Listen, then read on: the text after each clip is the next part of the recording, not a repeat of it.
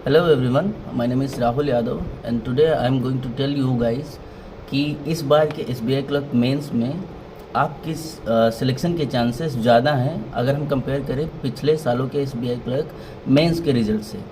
तो ये सारी बातों के पीछे कुछ स्ट्रॉन्ग रीजंस मैं आप सभी को बताऊंगा। मैं ऐसे ही कुछ भी नहीं बताने वाला, but before that I would like to request all of you guys कि इस वीडियो को आप लाइक कर दें प्लीज़।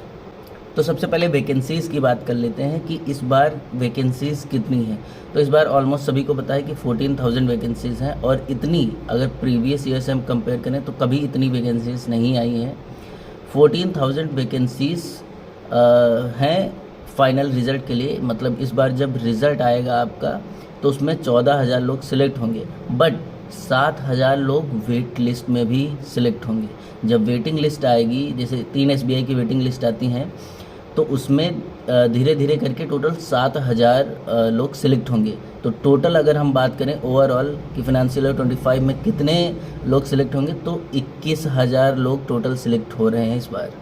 अब बात करते हैं सेकंड रीजन की। तो सेकंड रीजन ये है कि फाइनेंशियल ईयर 25 का ये सबसे लास्ट एग्ज़ाम था अगर आप देखोगे तो, क्योंकि आरआरबीज़ जितने भी थे, आईबीपीएस के जितने भी थे एग्ज़ाम्स, और प्राइवेट सेक्टर के कुछ जैसे आईडीबीआई वगैरह कुछ एग्ज़ाम्स होते हैं वो भी सारे हो गए थे, इंश्योरेंस के सारे एग्ज़ाम हो गए थे। तो काफ़ी सारे लोग जो थोड़ा बहुत भी एक्सपीरियंस थे, जिनके सब्जेक्ट्स पे कमांड अच्छी थी, वो लोग निकल गए होंगे इन सारे एग्ज़ाम्स में।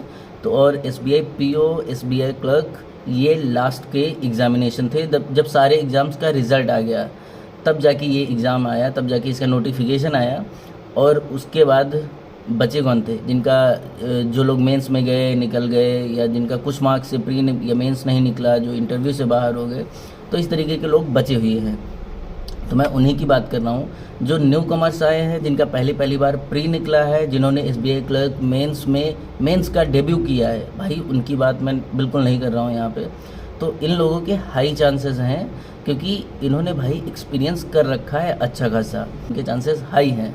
Third thing is increase of vacancies in Hindi state.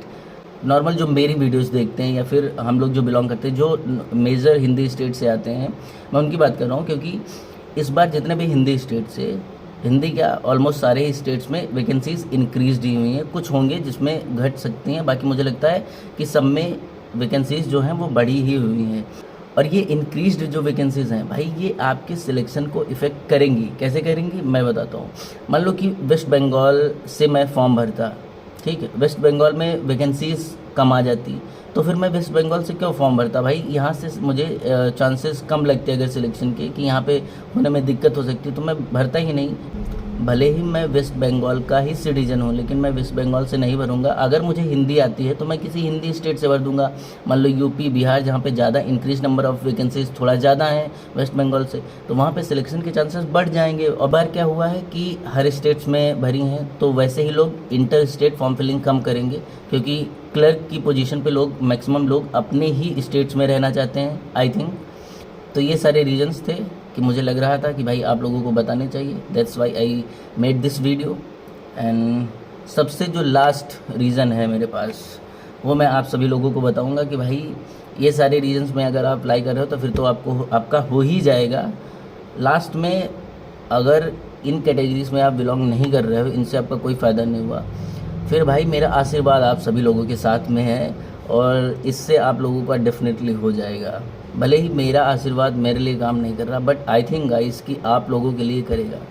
So this is all for today guys, and now it's your turn. Like this video, comment your thought on this video and subscribe this channel.